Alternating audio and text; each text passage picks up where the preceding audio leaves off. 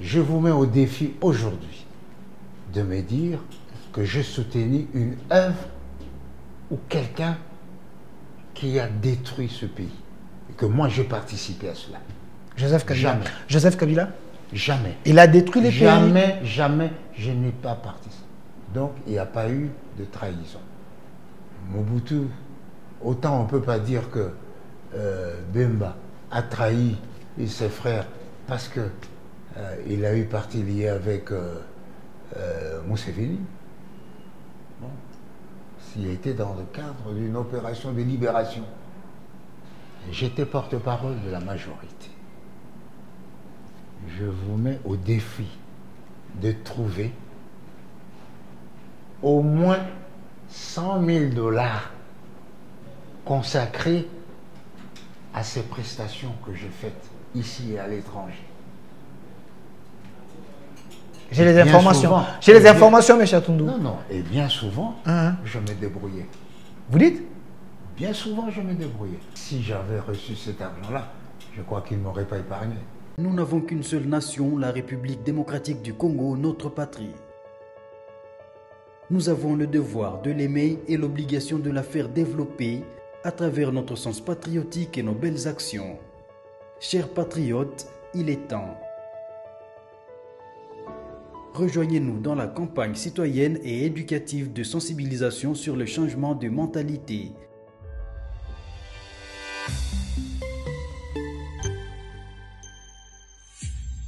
Zala, bon citoyen. Il est temps de vous servir ici sur Communication Plus TV, aussi sur 10e rue Télévision, YouTube au Centre TV, Delcas Télévision, Communication Plus. Vous pouvez nous suivre aussi dans plus de 14 chaînes ou 16 chaînes qui nous prend en relais. C'est votre grande émission au centre. On vous avait annoncé la présence d'une bibliothèque de la République démocratique du Congo, la tête bien faite de la République. Il s'appelle Monsieur l'ambassadeur Alain Atundou. Il est membre de l'Union sacrée, mais il avait travaillé avec le maréchal Mobutu. Il était patron de l'ANER et sous le régime Kabila, il était porte-parole de la majorité présidentielle, FCC aussi. Il était PCA de la SNEL, l'homme qui connaît l'histoire de la République démocratique du Congo. Aujourd'hui, il est avec Félix-Antoine Tshisekedi au profit de la patrie, de la nation.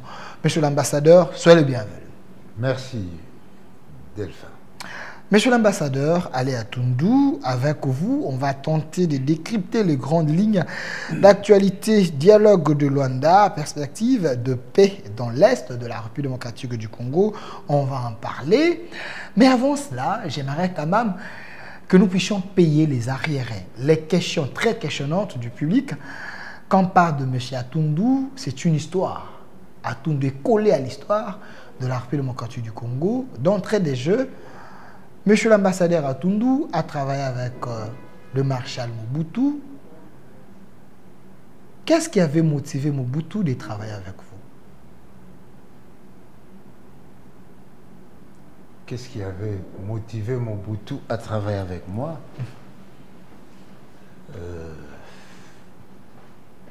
Je ne sais pas.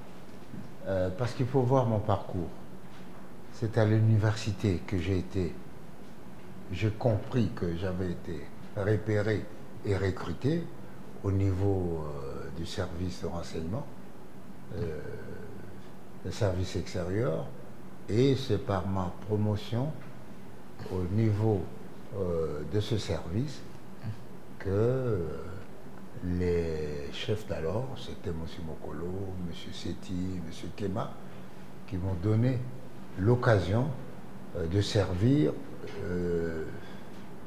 dans notre ambassade à Paris. Et je crois que c'est à partir de là que Mobutu a appris à me connaître, à être au courant de certaines de mes activités, etc. Et c'est ainsi que logiquement, quand je suis devenu le numéro 2 d'abord de la sécurité extérieure et ensuite le numéro 1. Donc c'est un cursus normal. Est-ce, monsieur l'ambassadeur Atundu, quand vous regardez la photo ici, avec le maréchal Mobutu, pensez-vous que vous étiez l'homme qui faisait les sales boulots pour le régime Mobutu? Non. Pourquoi? Un régime sert les intérêts du pays. Et donc, les institutions et les organisations qui dépendent de l'État servent les intérêts du pays. Mais ces intérêts sont incarnés par celui qui dirige le pays. C'était Kasavubu, Mobutu, Mzee, Joseph Kabila et maintenant le président Tshisekedi. Et donc, les travaux que l'on vous... les devoirs d'État que l'on vous demande de faire, c'est d'abord pour l'intérêt de la République. C'est ainsi que, je crois, à 26 ans déjà, 26 ans, 27 ans, j'ai été pris en otage au Soudan, dans le processus de tenter de récupérer les anciens moulélistes qui étaient nombreux au Soudan. Et donc, ça, c'est peut-être un sale boulot aussi. Hein, pour risquer sa vie dans la forêt soudanaise, du côté de Juba, pour essayer de convaincre certains compatriotes de rentrer au pays et que la rébellion mouléliste était bien finie. Vous étiez le patron de l'ANER. Est-ce le rôle de l'ANER, c'est de maltraiter les opposants, c'est de tuer les gens pour satisfaire les chefs, ou c'est de mettre une intelligence auprès du chef au profit de la nation? Je vous dis qu'aucune institution de la République n'est là pour servir les intérêts personnels d'un dirigeant ou du chef de l'État. Ils sont là pour servir les intérêts de la République sous la présidence et la direction de celui qui dirige le pays. Et s'agissant de l'ANER, ce qui est devenu l'ANER aujourd'hui... Parce que vous étiez les patrons de service de sécurité. L'institution n'a pas été créée pour poursuivre les ennemis du président de la République. Surtout les opposants, le mettre mal à l'aise, les maltraiter. Donc, l'ANER, c'est rechercher tout ce qui touche aux intérêts de la République, aux intérêts des institutions et aux intérêts des personnalités qui symbolisent la République, comme le chef de l'État, le Premier ministre, les ministres, les généraux, etc. Donc, à aucun moment, vous pouvez fouiller les archives, vous trouverez les traces de quelqu'un pour vous dire non, l'ANER a comme mission de poursuivre les ennemis du président de la République.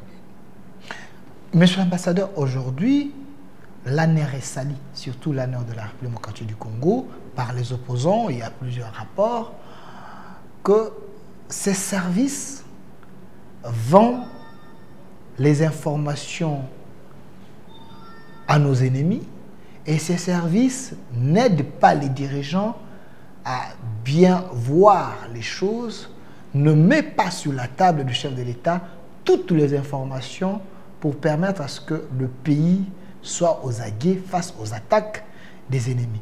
Qu'est-ce qui fait que nos services sont aujourd'hui poreuses et infiltrables? Il faut être juste envers ces citoyens qui travaillent dans l'anonymat, dans des conditions inédites, pour que nous puissions avoir la paix. La question telle que vous la posez suppose que les services soient mis dans des conditions de fonctionnement normal, que les gens aient été formés, que les gens soient encadrés. Or, aujourd'hui,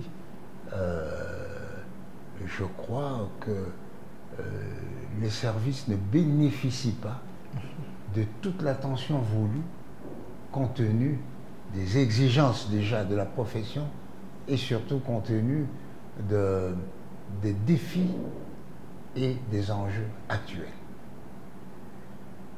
Quelqu'un, pour servir, doit être bien formé. Avant d'être bien formé, il doit être repéré, il doit être connu comme n'ayant pas de problème majeur. Et alors, on lui apprend les règles qu'il faut avoir dans sa vie privée et dans sa vie professionnelle pour travailler au mieux des intérêts de la République. Monsieur l'ambassadeur, aujourd'hui, il y a des pratiques déplorables. Si on vous arrête à la nerf, si vous avez des vidéos intimes, on doit utiliser ça comme sous forme de pression pour que vous puissiez dire des choses même que vous ne vous sentez pas coupable. Est-ce ces pratiques, c'est ce que vous faisiez à l'époque de Mobutu? C'est un moyen de mettre la pression aux incriminés? Vous me voyez sourire parce que ces pratiques de pression, ce sont les moyens de tous les services de sécurité, de renseignement. Le service de renseignement, vous épiez tous ceux qui touchent aux intérêts de la République et vous les mettez en position de faiblesse. Voilà. Donc, moi j'ai un problème avec tel, où je dois, le service m'a demandé, par exemple, de pénétrer ici, je vais trouver des complices. Mais le complice, pour qu'il ne joue pas double jeu, eh bien, je vais trouver des moyens pour le tenir en laisse. Et donc, c'est tout à fait normal. Mais il y a une anecdote d'un Africain à Moscou, à qui on avait présenté les photos, ces photos intimes, avec des péripaticiennes, disons. Et on lui a dit, bon, voilà votre photo, oui, vos photos. Eh bien, dites-nous ceci, sinon on va le dire à votre femme. Dites-le à ma femme. Qu'est-ce que ça fait? Ma femme sait que je suis un coureur de jupons et de toutes les façons, chez nous en Afrique, c'est normal d'avoir 2-3 femmes. Donc ce sont des moyens de pression qui ont leurs limites aussi. Parce que des moyens de pression, c'est en fonction des motivations qui vous poussent à travailler. Est-ce que c'est l'argent? Est-ce que c'est l'idéologie, la dignité du pays? Est-ce que un motif égoïste pour impressionner l'entourage?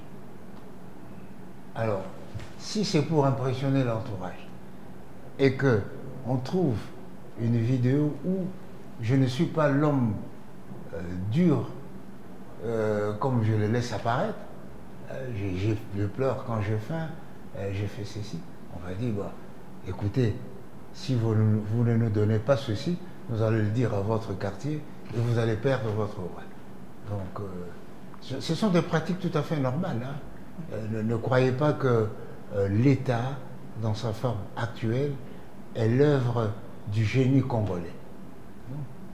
Nous participons au génie de l'être humain et quand la République le Congo belge est devenu République du Congo, il a hérité des instruments de l'État. Il y avait déjà la Sûreté nationale que Mobutu a essayé d'humaniser et de moderniser. Par l'entrée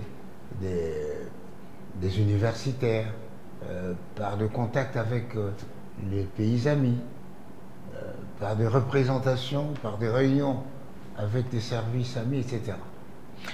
Est-ce Mobutu est un mauvais héritage aujourd'hui de la République? Pardon? Est-ce le maréchal Mobutu est un mauvais héritage pour le Congo d'aujourd'hui? Parce que il y a ceux qui pensent qu'il avait laissé un testament malheureux. Après moi, il y aura les délices. Je crois que maintenant nous pouvons, l'opinion peut juger Mobutu avec un peu plus de recul, avec un peu plus de comparaison, d'éléments de comparaison, pour ne pas aboutir à la conclusion que vous posez comme question. Mobutu n'est pas un mauvais héritage. Mais comme tout être humain, il a ses défauts. Et ces défauts apparaissent à travers cet héritage, tout comme ses qualités et ses avancées. Aujourd'hui, toute l'Afrique regrette ou pratique la politique de recours à l'authenticité sans le dire. Ok. C'est l'héritage de Mobutu. La fierté de l'homme noir, du Congolais, c'est l'héritage de Mobutu. L'unité du pays, c'est l'héritage de Mobutu. La reconnaissance du chef, c'est Mobutu. Quand il dit mon Konzibo, mon Ko, c'est la reconnaissance. Dans aucun pays, on ne peut avoir deux chefs. Le Bénin a tenté. Il y avait le collège de présidents qui gouvernait chaque 6 mois. Mais on n'a même pas fait le tour. Il y avait le président Maga, le président Omadegbe et le président, le troisième, dont c'était pas Zinsou, Apiti. Eh bien, après 6 mois, mais il n'y avait pas d'unité. Donc, voilà, quand Mobutu dit Tatabo Moko, ça veut dire que nous devons obéir qu'à un seul chef.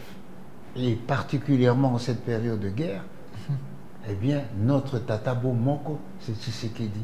Nous ne pouvons pas aller en guerre avec deux chefs, deux visions. Merci. Voilà l'héritage de Mobutu, notamment. Monsieur l'ambassadeur Atundu, c'est vrai, nous sommes encore dans des questions des arriérés, parce que quand j'ai annoncé que je vous reçois, il fallait essayer un peu de répondre à toutes ces questions de l'histoire. Mais après Mobutu, il y avait cette histoire des codes Trondais et les Bangala que Mobutu avait favorisés, qui, au moment de la zaréanisation, vous avez tout obtenu. Mais quand Kabila le père est venu, Kabila le fils, Atundu rebondit, Atundu auprès de Kabila, porte-parole de la majorité présidentielle, porte-parole de l'FCC, PCA, Atundu, pourquoi vous avez trahi vos frères Ngala pour travailler avec Kabila? Il faut être juste avec l'histoire. Mobutu n'a pas favorisé les Bangala. Mais c'est ce qui circule dans l'opinion. La zaïrianisation n'était pas une opération pour les Bangala.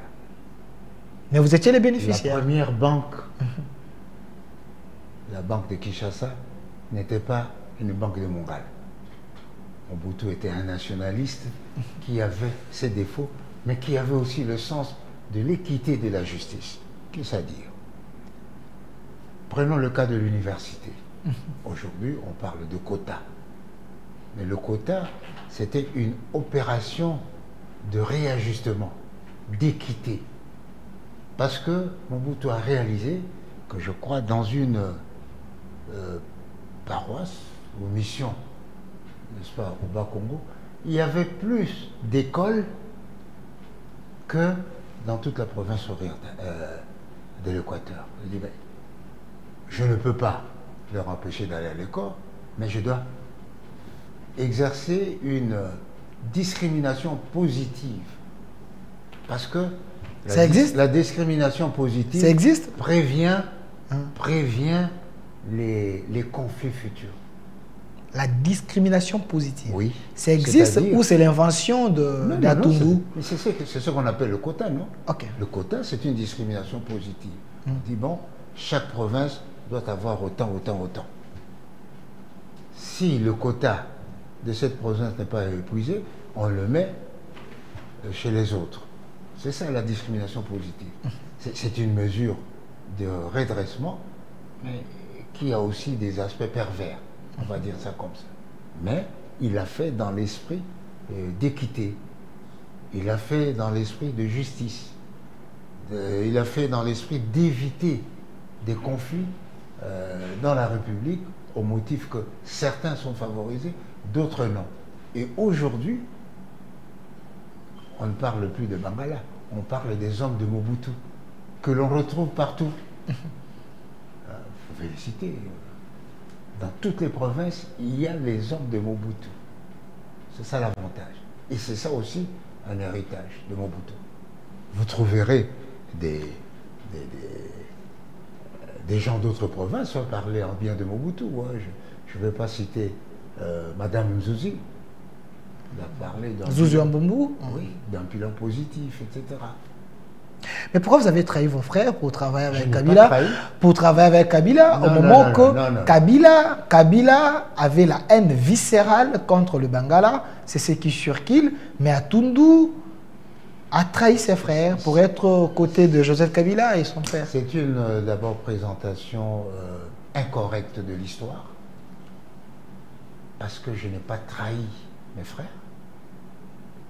Mobutu n'a jamais laissé un testament disant que vous êtes mon gars là, combattez celui qui viendra après moi, en l'occurrence Mouzé, vous êtes mon gars là, ne travaillez jamais avec ces gens-là, vous êtes mon gars là, faites tout pour reprendre par la force.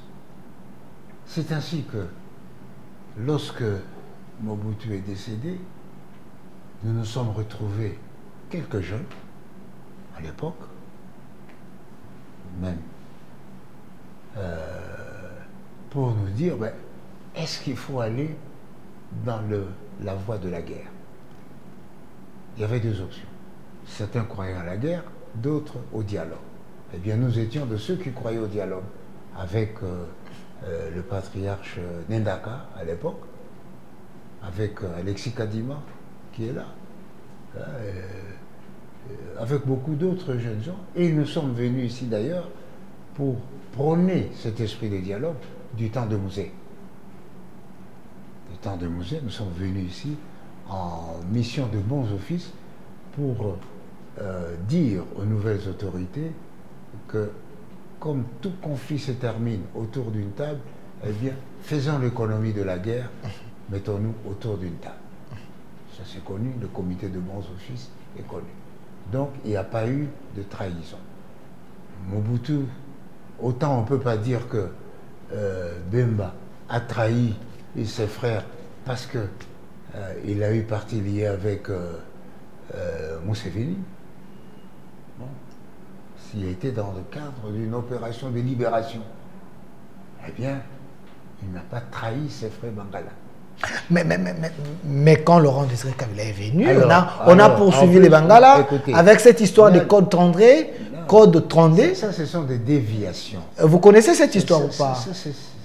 Oui, je sais. On a arraché aux Bangala l'air bien, on les a maltraités, Non. les Bangala ne pouvaient plus Non. être engagés, Non. tout simplement parce que vous avez trahi votre frère. C'est grâce à Kabila qu'il a été précipité à la mort. Non. Est-ce que votre conscience est calme? La conscience est tout à fait calme, d'autant plus que présenter l'histoire de cette façon-là ne reflète pas la réalité des choses. Aucun Mongala n'a trahi Mobutu. Aucun. Aucun Mongala n'a trahi la cause nationale. Parce que n'oublions pas que l'héritage que nous a laissé Mobutu, ce n'était pas la balkanisation, mais l'unité du pays. Il faut se battre pour l'unité du pays. Quels que soient les défauts de celui qui nous dirige en ce moment-là, c'était Mouzé. Il avait des raisons personnelles de se venger un peu de Mobutu et des Bangala qui l'ont combattu pendant qu'il était dans le maquis. Quels que soient les défauts, le Mongala et le patriote ont toujours servi le pays. Tshisekedi, le papa, quel message a-t-il donné à Mouzé? C'était le message de l'unité, le message de la cohésion. Malgré que Mouzé l'a humilié, malgré que Mouzé bastonnait les Congolais, il a dit non, vous êtes un frère, parlons en frère. Ça, c'est le message que Mobutu a laissé, que Tshisekedi a laissé, que aujourd'hui chaque chef d'État doit le faire. Est-ce que vous n'avez pas la honte aujourd'hui, M. Atundu, d'avoir travaillé avec celui qui a trahi les testaments de Mobutu, de l'unité nationale? Kabila, les fils au pouvoir, il a saucissonné les Congo. À votre époque, je rappelle, on avait 11 provinces sous Kabila. Il y a eu 26 provinces, des provinces mornées, avec un ministre de la décentralisation, s'il vous plaît, avec un ministre de la décentralisation qui n'aimait pas trop des Congolais, selon ce qui s'est dit aujourd'hui. Vous avez participé à ces complots de trahir la nation. Vous avancez là dans un domaine peut-être où vous n'avez pas tous les éléments. L'histoire du Congo commence par 2 districts, l'Est et l'Ouest. Et au fur et à mesure des exigences de l'administration, des exigences de sécurité, des exigences économiques, le pays a évolué. Et à l'indépendance, on nous a trouvé avec 6 provinces. Et après l'indépendance, pour faire face à certaines velléités, on s'est retrouvé, je crois, avec 21 provinces que Mobutu a réduit. Et finalement, il est arrivé à 11. Cela obéit à une certaine logique. On cherche le moyen de maîtriser l'administration du pays, de maîtriser l'économie du pays. Ce ne se pas, on ne partage pas la province pour isoler une partie de notre population. Et la preuve, c'est que le président aujourd'hui, qui a trouvé les 26 provinces que nous sommes, n'a pas dit nous rentrons en 6, il a dit tiens, dans ces conditions, faisons la politique de 145 territoires, comme ça chaque territoire va se développer et chaque province va se retrouver. Donc je ne pense pas que un chef d'État, en fonction, pense d'abord à diviser les Congolais. Il semble que c'était le cas de la personne que vous avez soutenue, Joseph Kabila Kabange, qui n'a jamais eu la passion du Congo, mais la passion du bien du Congo. Sous son règne, le Congo a été infiltré. Sous son règne, les Rwandais sont venus au Congo. Sous son règne, il y a eu les Baluba qui n'étaient pas pris en compte. Pourquoi M. Atundu n'a pas vu le mal venir avec Kabila? Je crois qu'il faut être juste. Le jugement de l'histoire n'a pas de compromis. L'infiltration.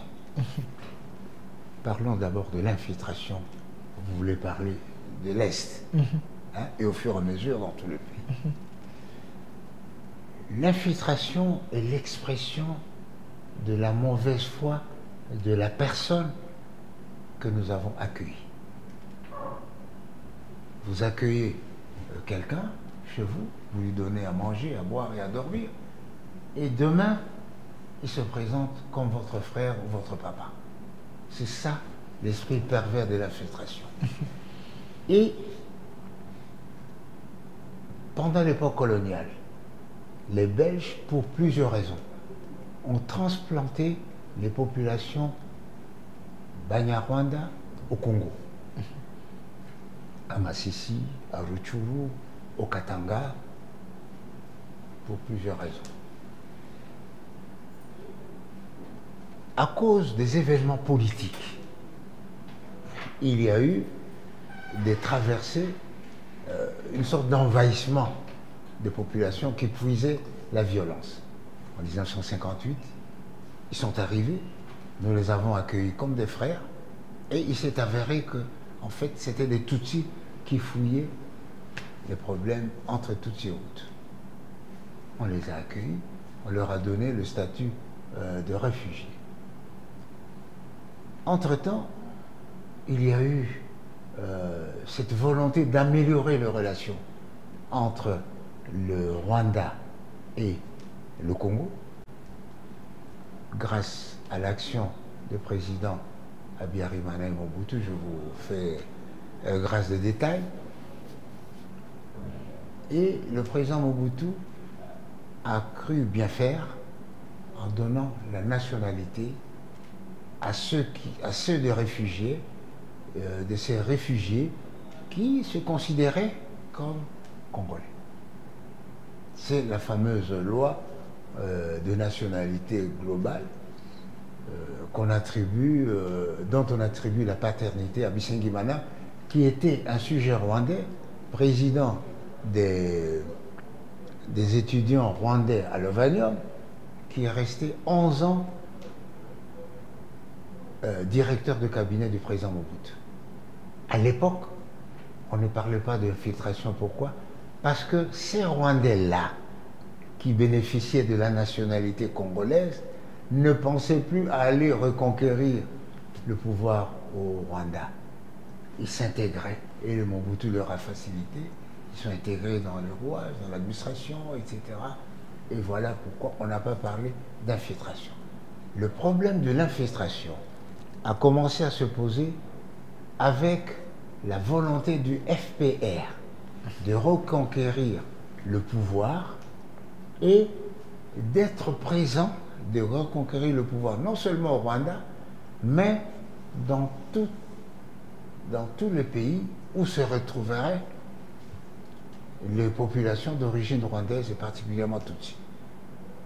C'est ainsi que vers les années 90, 90-91, quand le FPR a déclenché la lutte armée contre Habyarimana, il y a eu en contre-coup ici tous les réfugiés devenus zaïrois, mais qui se reconnaissaient dans le FPR, eh bien, ils ont quitté pour aller aider leurs frères à prendre le pouvoir au Rwanda pour que ceux-ci les aident à exercer une hégémonie ici.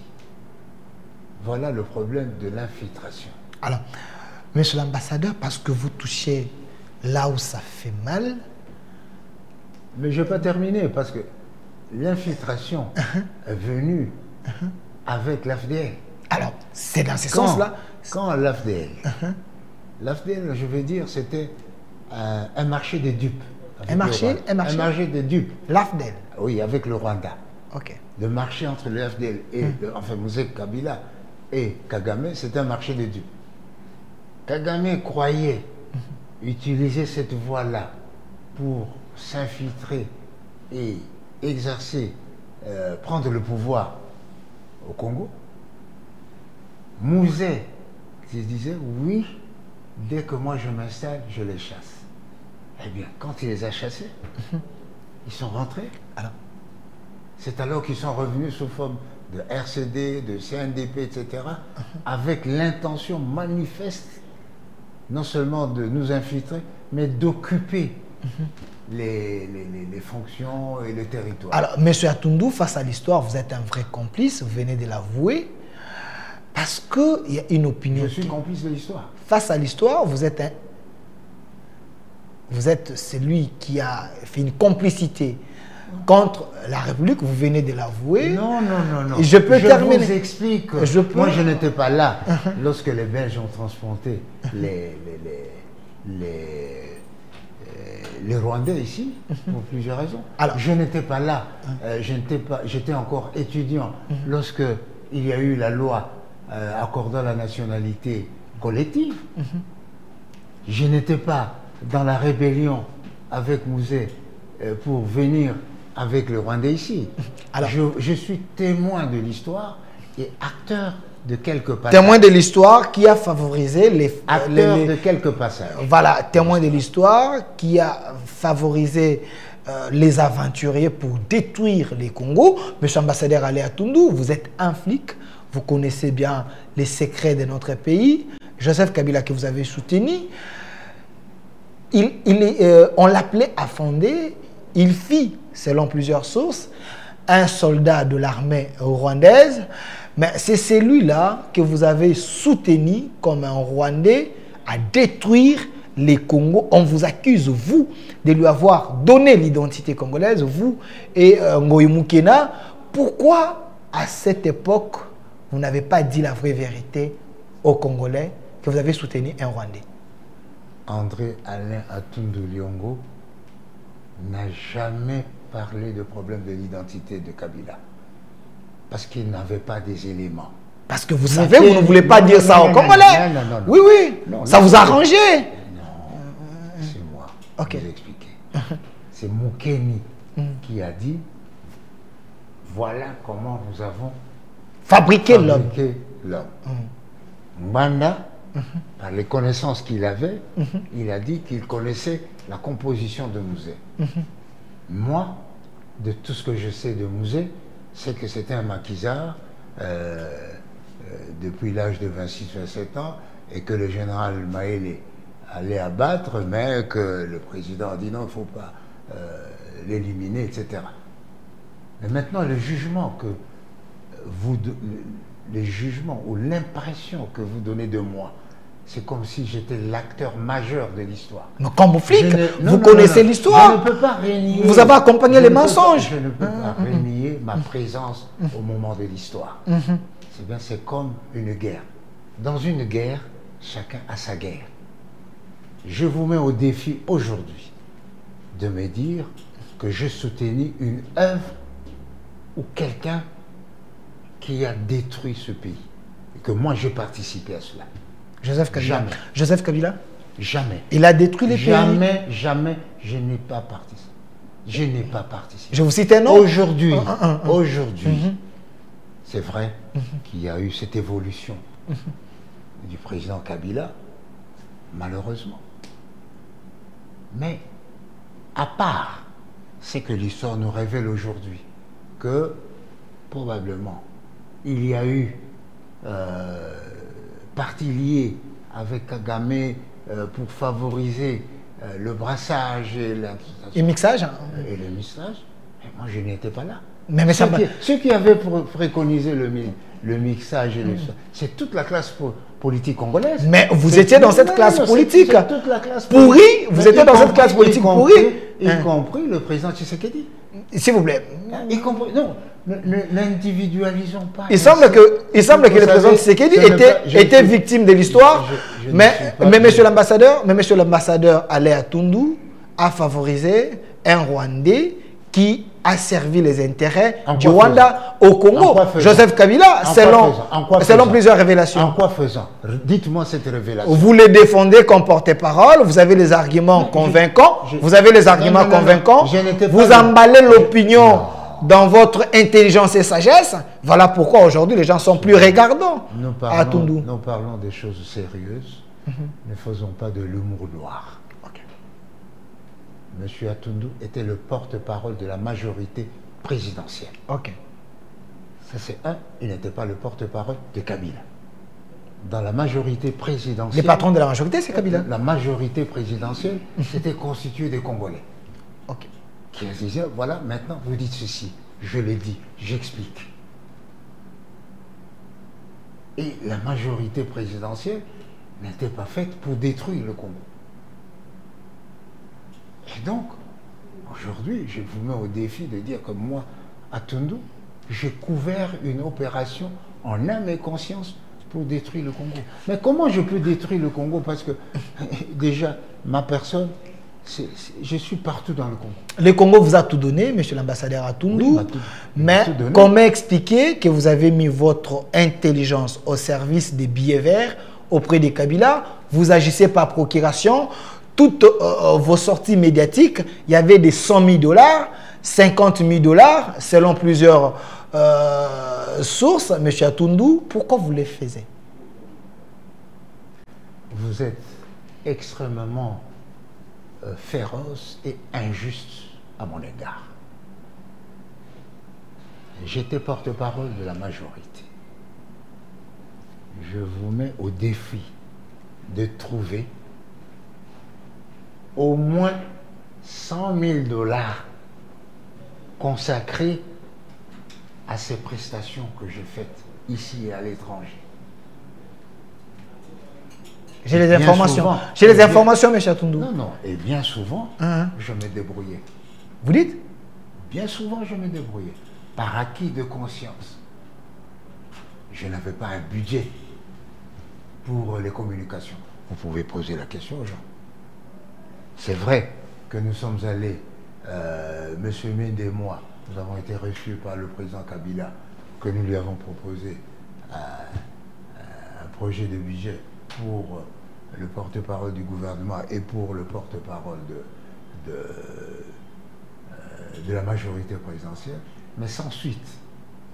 Au point que d'ailleurs, il y a eu une grogne, pendant que moi j'étais à l'Issala, superviser l'élection d'un gouverneur de chez nous, eh bien, il y a eu une grogne ici. menée justement par les India Omari et par tous les jeunes gens qui sont allés voir le président Aubin. Voilà, M. Atundu reçoit 50 000 par prestation, il ne nous donne rien. Quelle était la réponse de M. Minaku?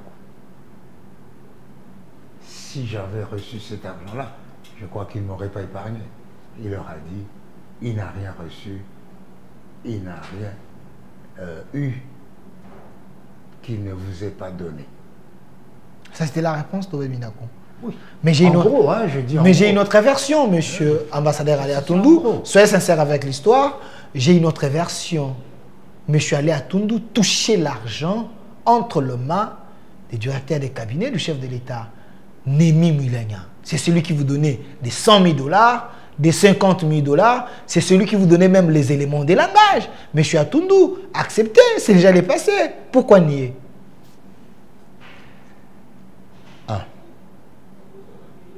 Monsieur Néhémie me donnait, m'a payé mon billet et les frais de mission pour aller en France, n'est-ce pas, prestation devant France 24, 2 fois je crois.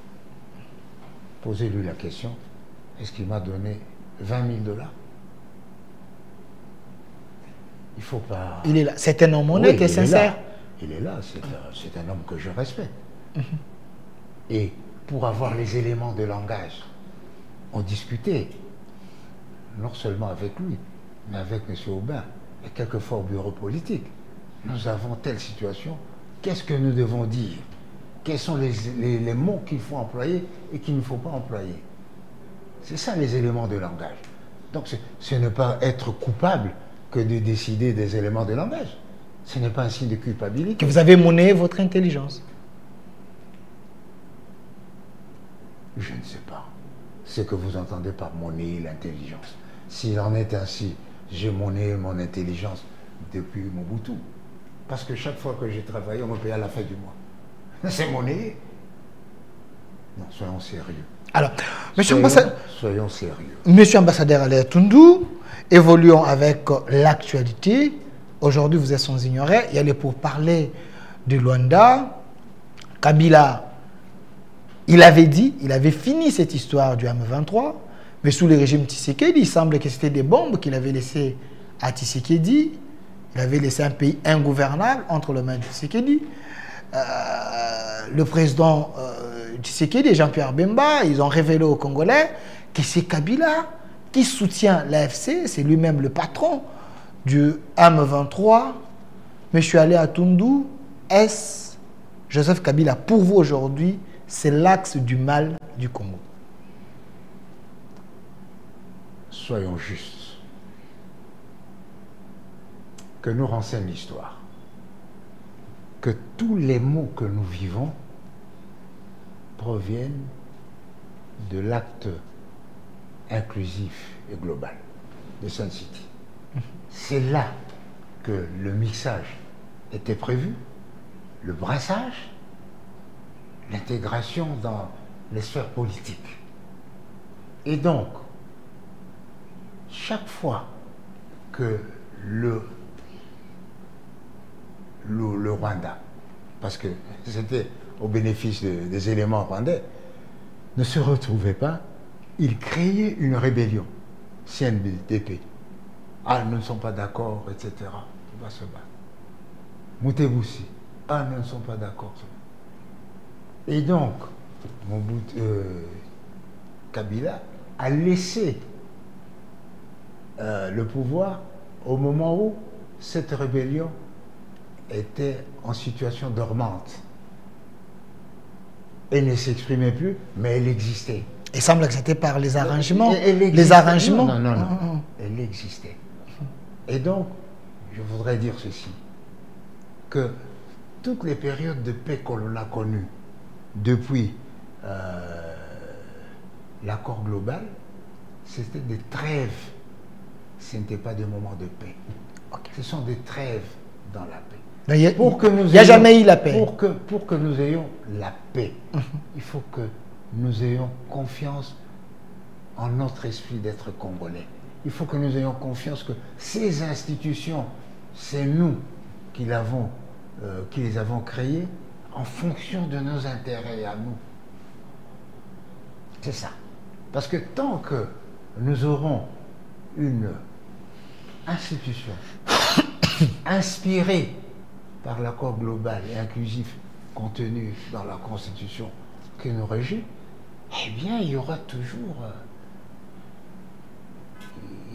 le Congo perdra toujours. Aujourd'hui, le Congo doit faire un effort pour assainir la situation dans l'administration, dans l'armée, dans les chaînes de commandement. Et pour ce, nous devons avoir des institutions qui nous aident à se faire. Vous avez un service de renseignement. Il doit passer son temps aujourd'hui à savoir, mais qui est le véritable Congolais? Est-ce que c'est Delphin? Ou bien c'est Atundu? Il y a des éléments. On commence d'abord par voir les connivences avec les services, avec ce pays étranger.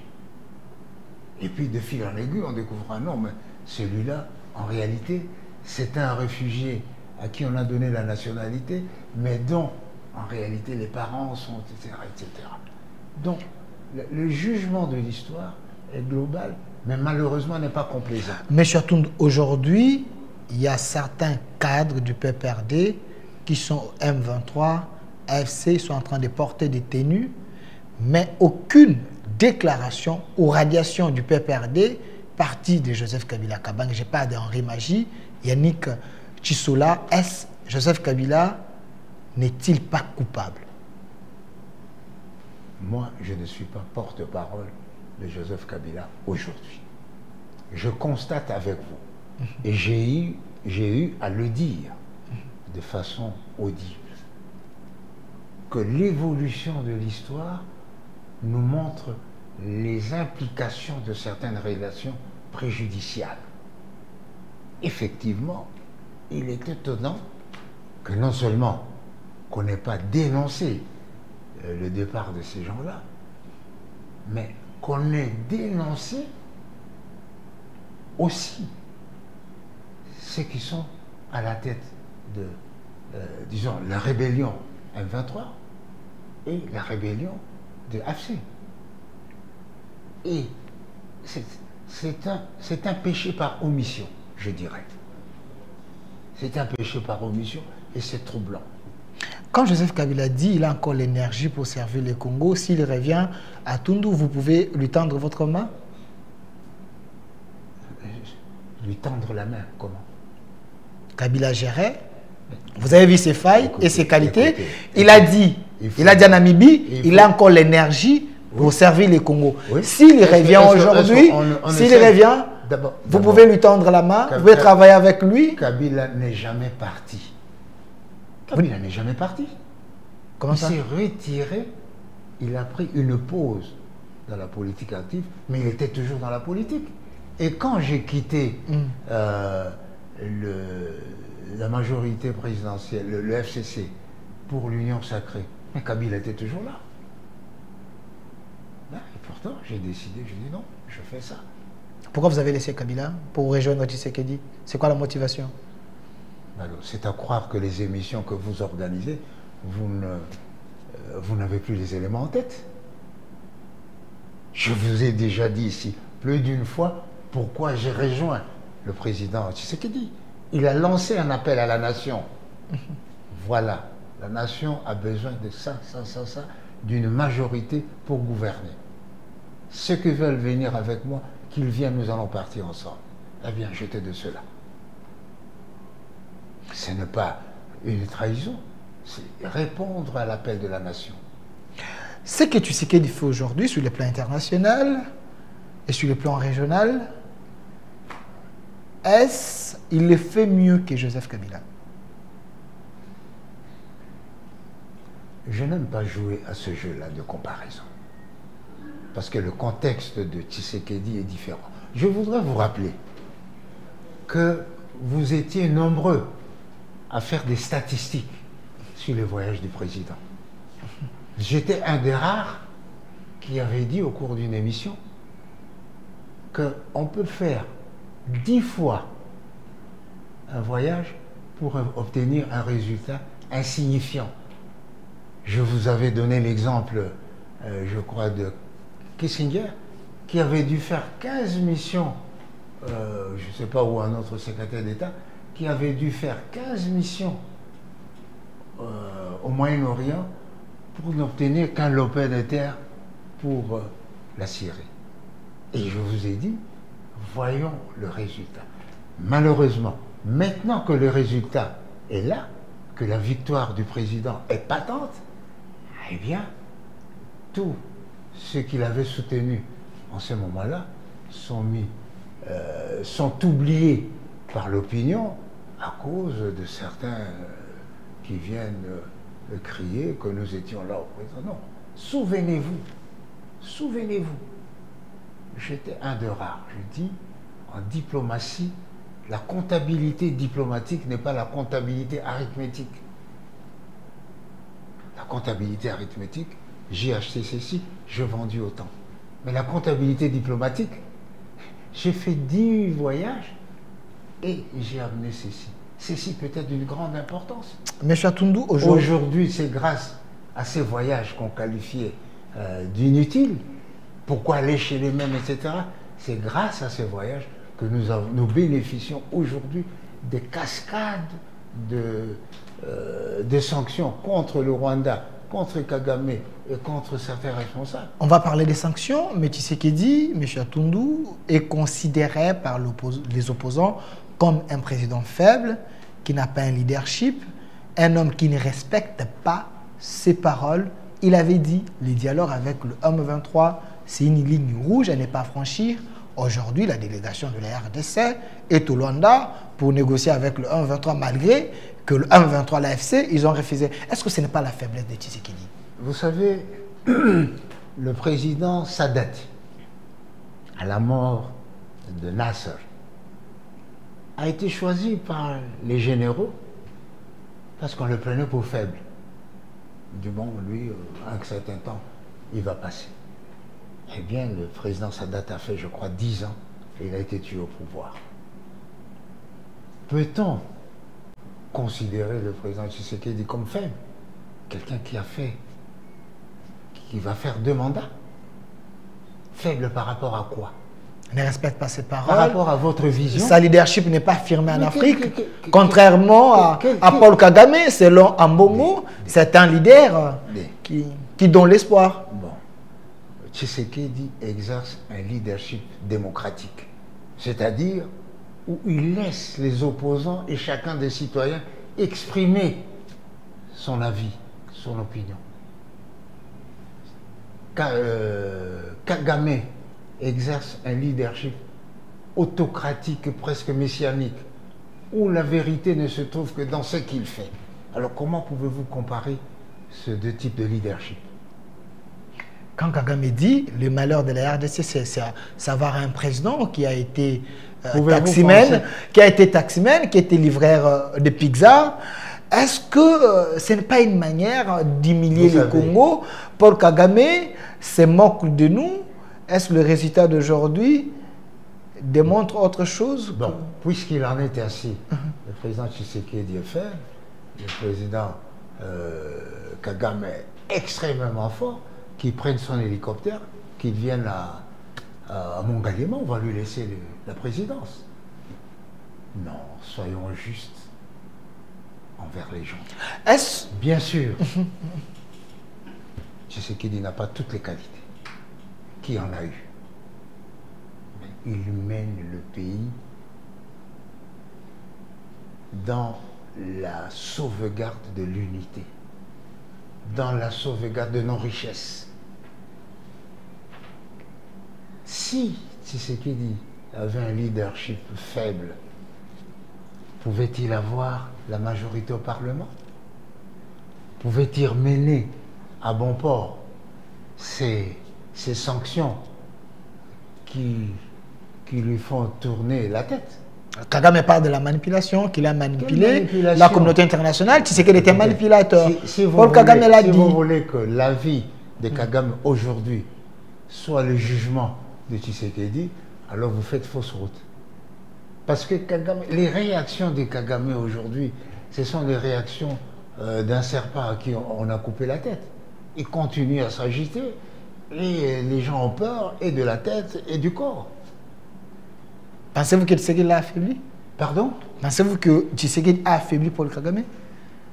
De toute évidence. Il faut se mettre à l'évidence. Est-ce qu'il peut encore parader aujourd'hui en disant que non, nous avons toutes les richesses, nous pouvons aller au Congo comme nous voulons? Kagame se moque des sanctions. Les sanctionnés sanctionnent aussi. Un instant. Vous avez fait allusion aux moqueries de Kagame sur le passé du président. Les injures. Vendeur de pizza. Bon, quelqu'un lui a répondu que c'était un vendeur de rue à Kampala. Mais on ne va pas entrer dans cela. Lorsque quelqu'un s'accroche au passé d'un autre pour le juger, c'est qu'il n'a pas de valeur actuelle. Kagame n'a pas de valeur? Il n'a pas de valeur actuelle. Nous tous, nous avons un passé. Je veux peut-être vous le dire. Moi, j'ai été, pendant mes vacances aux études,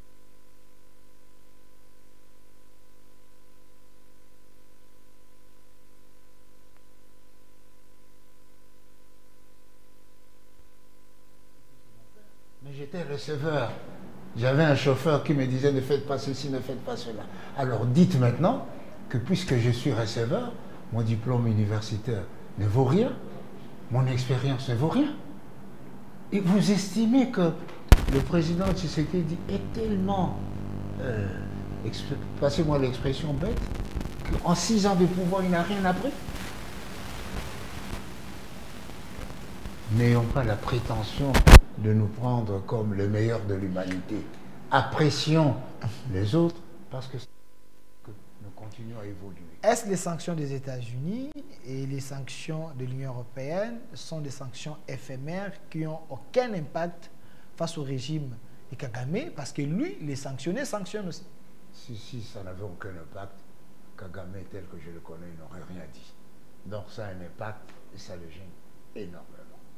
Mais pour nous les Congolais, nous devons savoir que les sanctions diplomatiques ne sont pas un droit acquis.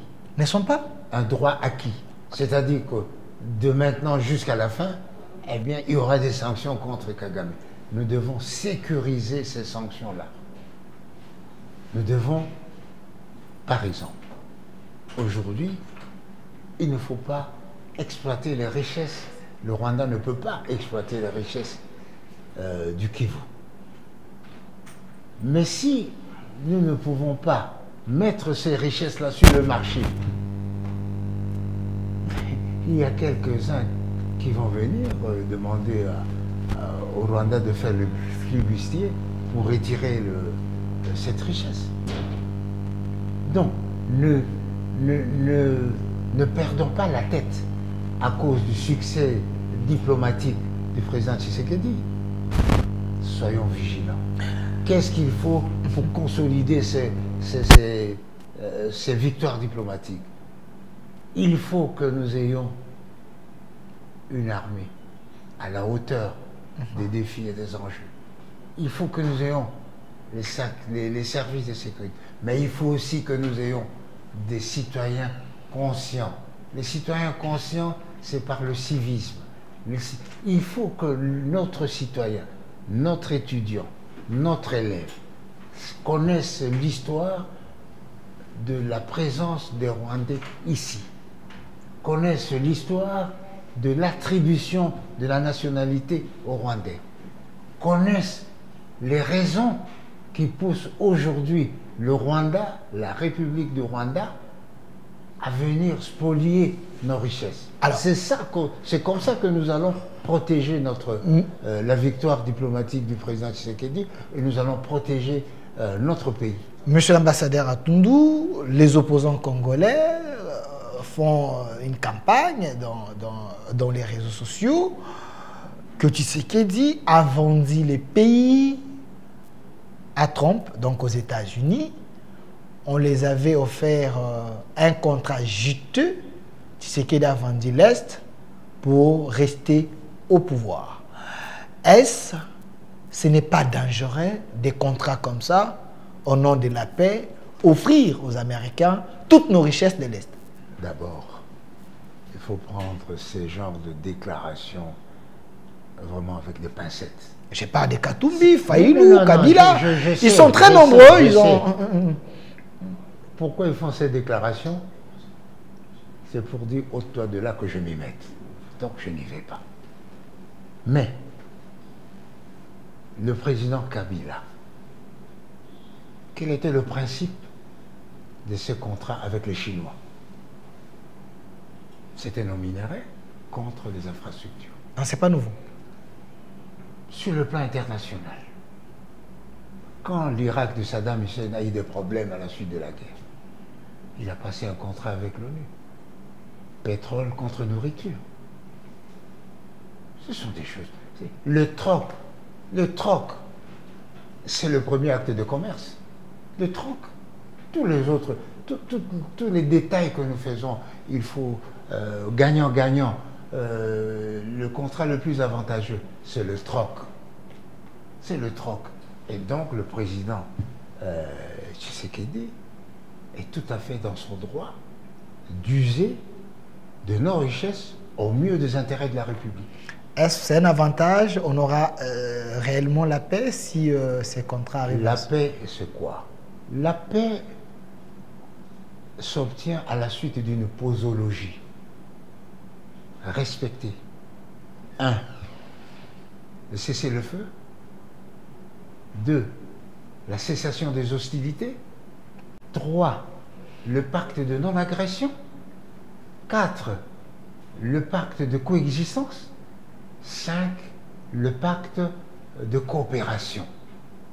C'est alors que les citoyens auront une telle sérénité qu'ils diront maintenant nous avons la paix parce que le Rwanda ne représente plus un danger, nous exploitons ensemble le lac Kivu, nous exportons via le Rwanda, hein, et que quand le Rwanda a besoin de quelque chose, il emploie le même mécanisme de commerce international. Voilà le chemin de la paix. Merci, monsieur l'ambassadeur Ale Atundu. La toute dernière question, regardez la caméra. Ça circule dans les réseaux sociaux. Pardon? Ça circule dans les réseaux sociaux. On a vu vos photos avec des cannes. Il semble que monsieur l'ambassadeur Atundu est inapte. Vous ne pouvez plus aider votre pays, même si le chef a besoin de vous. Chaque fin du mois, vous allez au Maroc parce que vous avez des problèmes de santé. Je voulais vérifier ça ensemble. Ici, avec vous, est-ce Atundu est déclaré inapte? Je ne veux pas me justifier. Qu'ils aillent à la DGM, Njili, pour savoir combien de fois je suis allé au Maroc. Qu'ils demandent à l'ambassade du Maroc, pour savoir combien de fois j'ai demandé de visa pour aller au Maroc. Qu'ils regardent la télévision, qu'ils voient comment je me présente si je suis à l'article de la mort. Je rends grâce à Dieu qu'à l'âge qui est le mien, aujourd'hui, 76 ans, je n'ai à prendre aucun médicament quotidiennement pour être en bonne santé. Je ne prends pas de médicaments de tension, pas de diabète, pas de gouttes, rien. Aujourd'hui, je suis encore là, capable de faire, comme je le fais chaque matin, je viens de le faire. Je fais mes 50 pompages, je fais mes 60 abdominaux, je fais mes 3 km de marche quotidienne. Je rends grâce à Dieu. Et cette force-là que j'ai aujourd'hui, mais ça montre que j'ai encore une mission accomplie dans mon pays. Si j'ai de la force, je dois travailler pour mon pays. Tous ces gens-là qui disent « Monsieur Atundu ceci, Monsieur Atundu cela, il est vieux, il a ceci. Bon, qui ne vieillira pas. Mais je prends l'exemple. Aujourd'hui, plus vieux que moi est mon père. Mon père, c'est qui? C'est Moukamba. Moukamba, aujourd'hui, est au Parlement. Sénateur. Pourquoi on ne l'oblige pas à rester à la maison? Il a 94 ans. Alors, si mon père peut encore siéger au Parlement à 94 ans, et moi, j'ai encore presque 15 ans à servir ce pays. Si Dieu m'en donne la possibilité, ça, ce sont des racontards. Merci. Ça, ce sont des ragots. Merci. Merci, Monsieur l'ambassadeur Alain Atoundou, d'avoir accepté notre invitation. Je précise que vous êtes membre de l'Union sacrée, vous soutenez les chefs de l'État, vous êtes contre les mauvaises pratiques des ennemis de la République, vous souhaitez à ce que le Congo soit pacifié sous le règne du président Félix Antoine Tshisekedi. Merci d'avoir répondu à notre invitation. Merci également à l'équipe qui m'a accompagné, l'équipe de Communication Plus. Cette émission, vous allez suivre ça dans plus de 15 chaînes. Un grand merci à la réalisation, M. Bondi qui était là. Et notre RDC est possible. Cette émission est déjà sur notre chaîne YouTube, au Centre TV, Delcast Télévision, Communication Plus. Laissez vos commentaires. Au revoir. Puisque nous sommes tous Congolais, nous n'avons qu'une seule nation, la République démocratique du Congo, notre patrie. Nous avons le devoir de l'aimer et l'obligation de la faire développer à travers notre sens patriotique et nos belles actions. Chers patriotes, il est temps. Rejoignez-nous dans la campagne citoyenne et éducative de sensibilisation sur le changement de mentalité.